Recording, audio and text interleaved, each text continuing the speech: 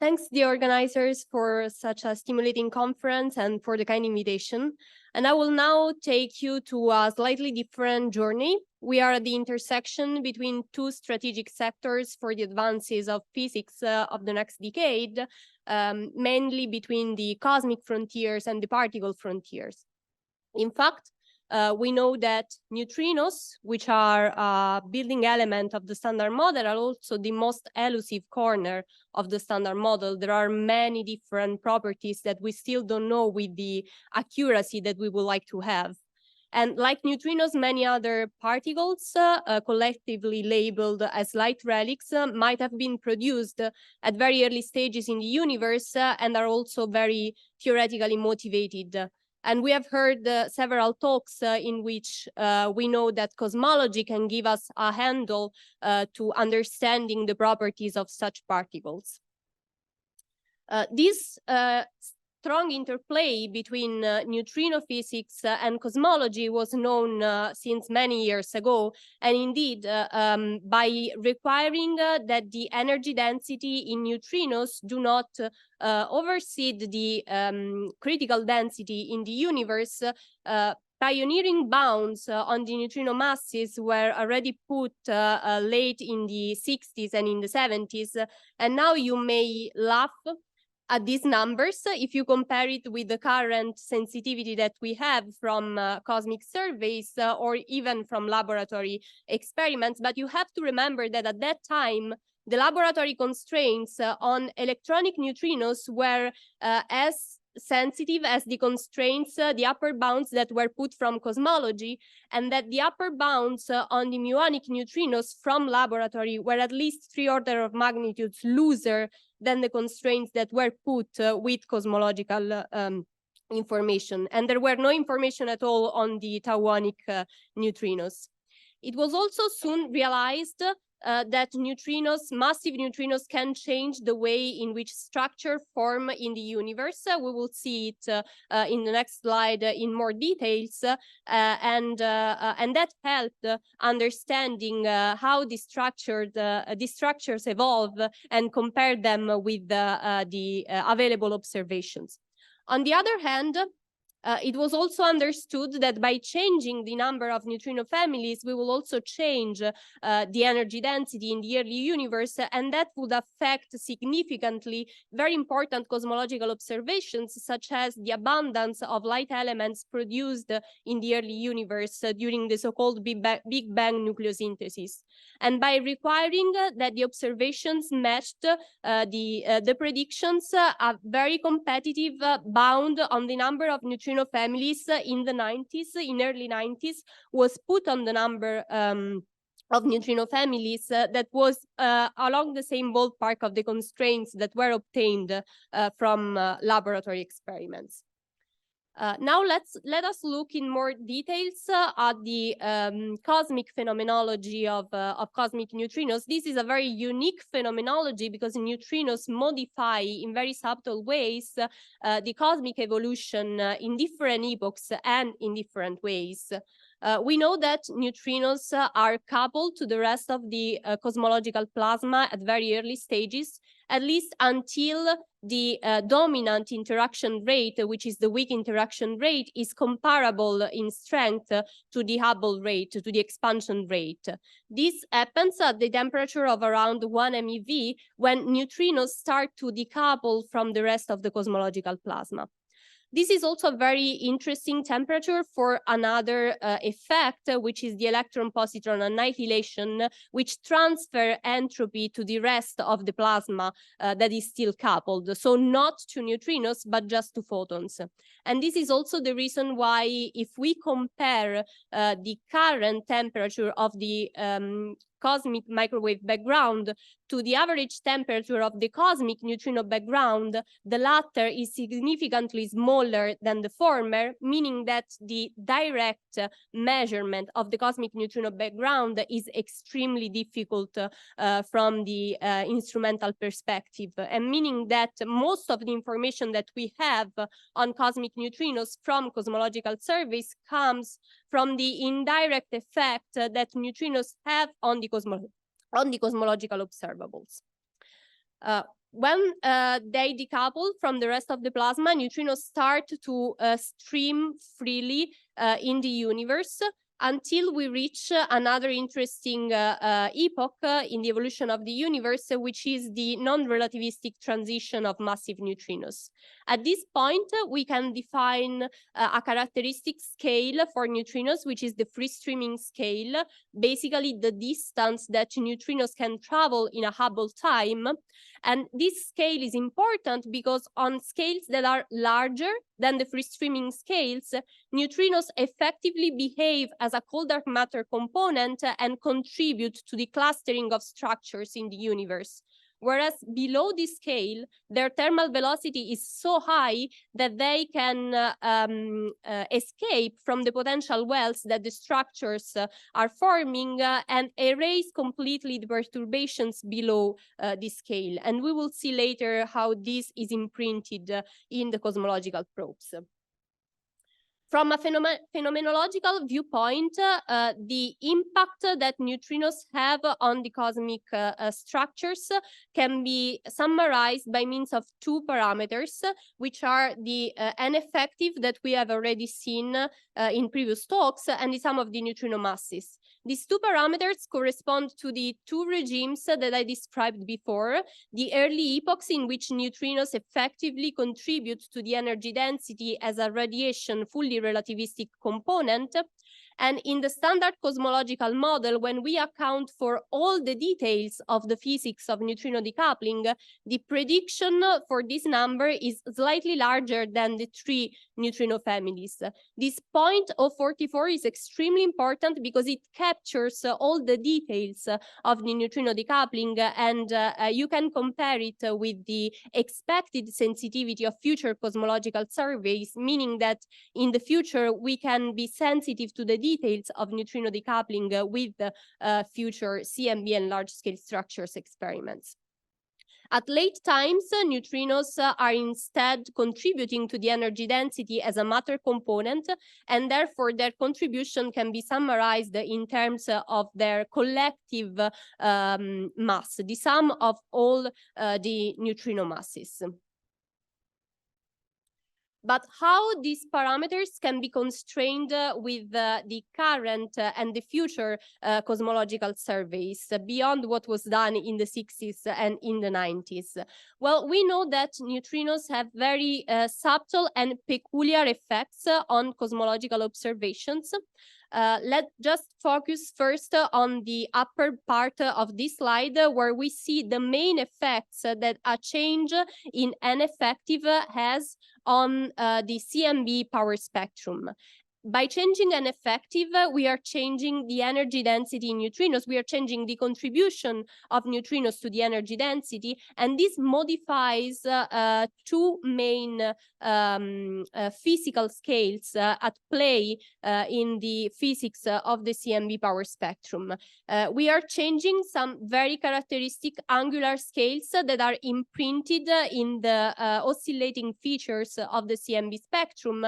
In particular, we are changing the scale at which the damping, the so-called damping of the high multiple part of the CMB spectrum is happening due to the interaction between photons and free electrons at the epoch of recombination.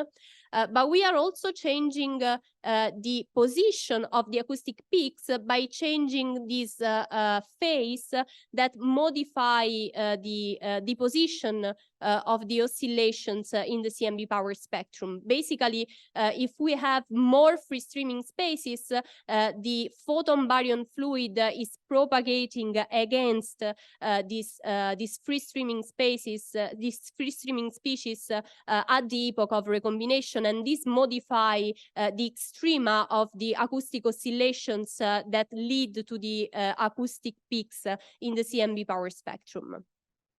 The effect of the neutrino masses is instead more prominent in the matter power spectrum, and by modifying the abundance of neutrinos by changing the neutrino masses, we can change the overall amplitude of the matter power spectrum because we have more matter-like component in the universe, but we can also change the free streaming scale that we have seen before, which modify the scale at which the suppression of power in the matter power spectrum start to be visible in this plot.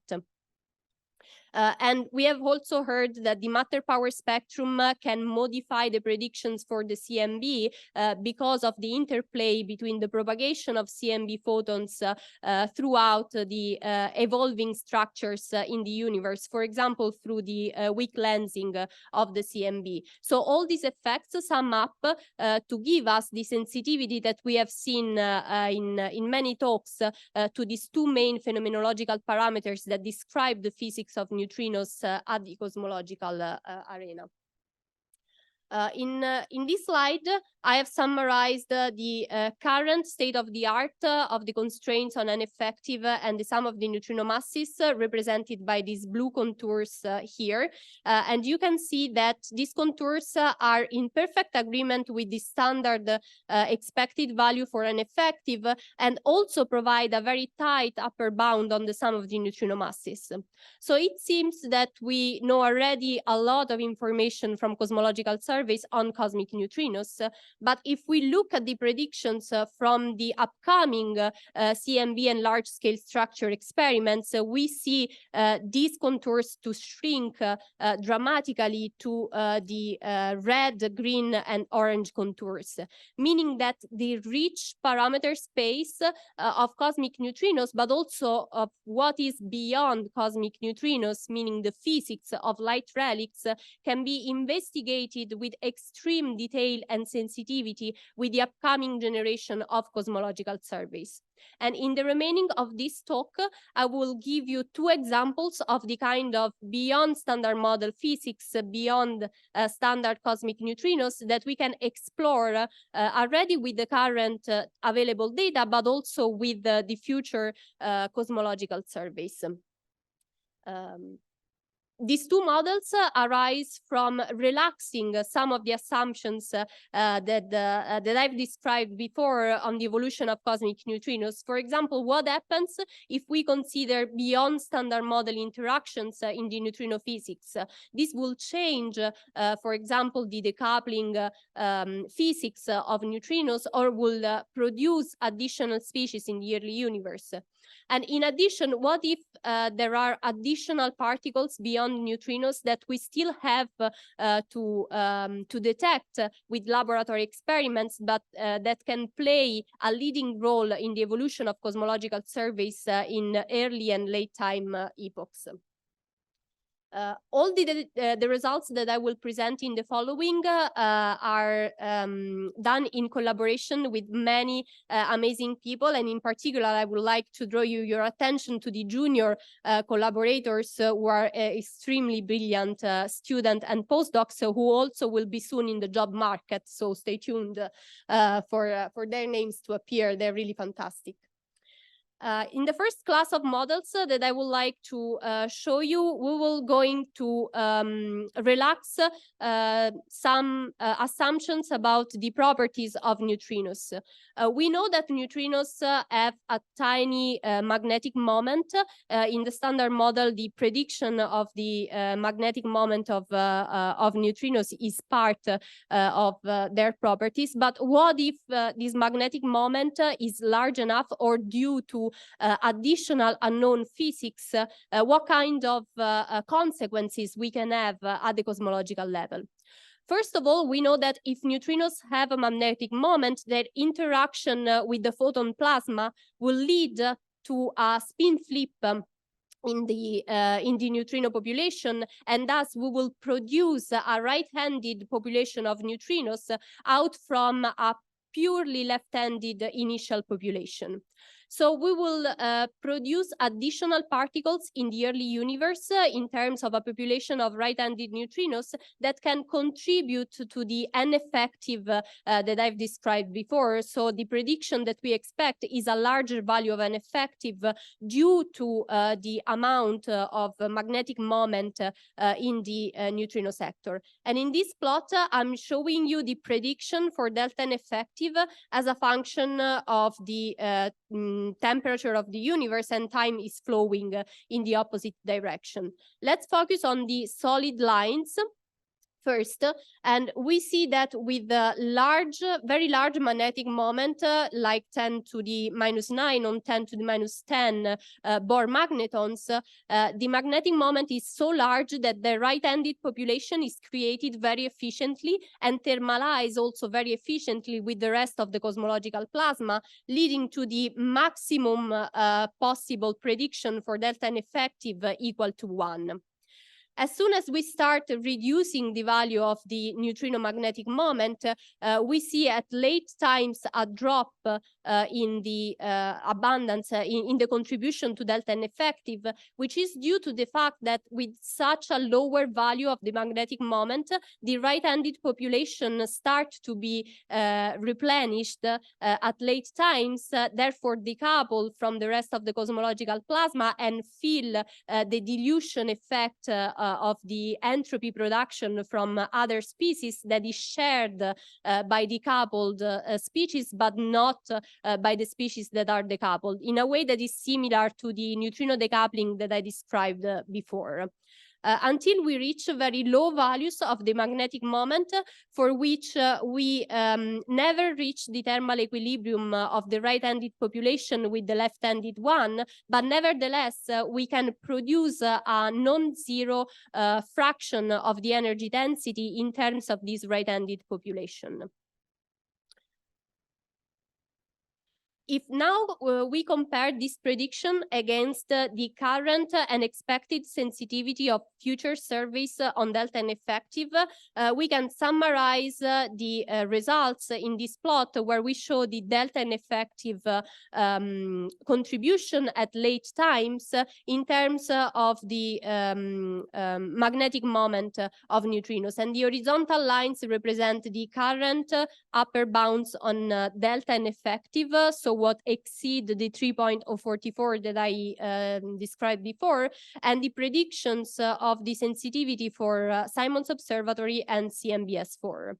And for the solid lines, that represents the prediction for the three families of left-handed neutrinos that will produce three additional families of right-handed neutrino population.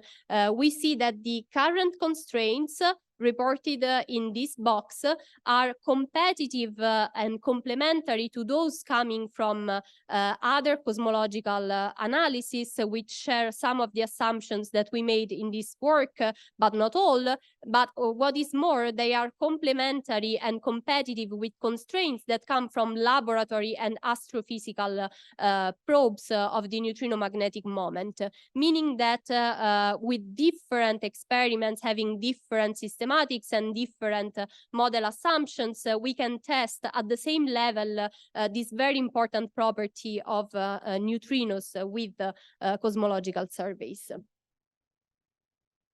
The second class of models that I'd like to show you as an example of the beyond standard model physics that we can probe with cosmological surveys is the possibility to explore the parameter space of the so-called axion-like particles.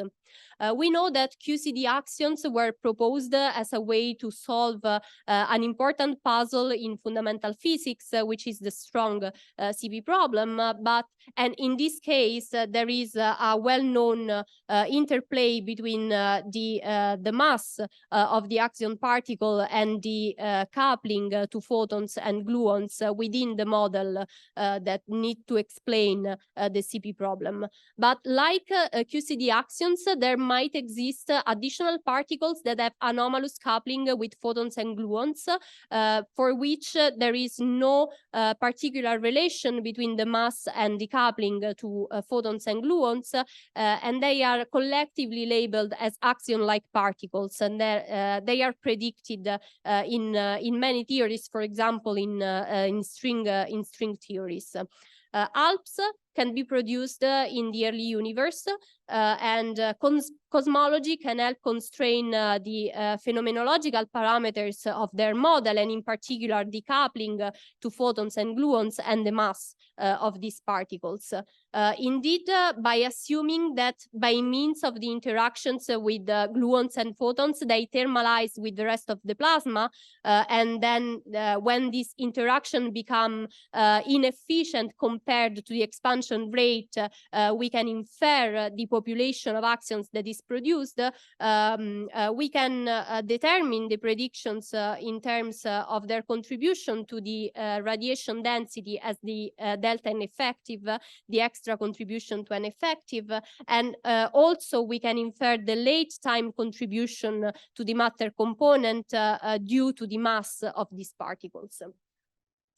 And in this plot on the your left, I assume, I'm reporting the prediction for the energy density of axion-like particles as a function of their decoupling temperature and their mass.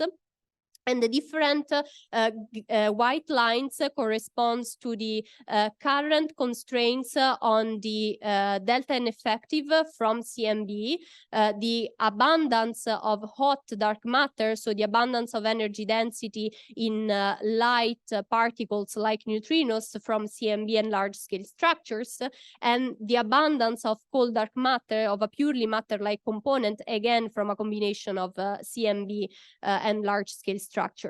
And the blue diamonds correspond to the 2 sigma upper bounds coming from this work done the last year. And you can see that for very low masses, the constraints match perfectly what will you expect from the constraints on delta N effective. These particles are so light that they are basically contributing as an energy, the relativistic component.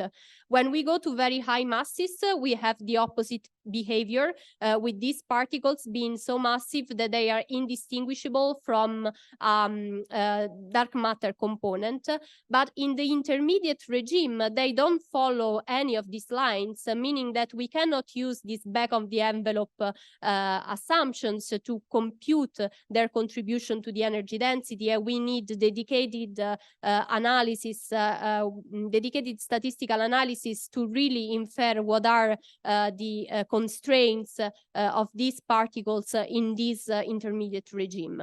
If we translate now these constraints into the physical parameter space of the mass of the particle and decoupling to photons on the upper panel and gluons on the lower panel, we can see how cosmology can become competitive and complementary to other constraints coming from laboratory and astrophysical sources. For example, in this upper plot, we have this corner here corresponding to the intermediate regime that I already described, where the cosmological bounds can be competitive with the bounds coming, the green bounds coming from helioscopes, laboratory experiments looking at the axion properties.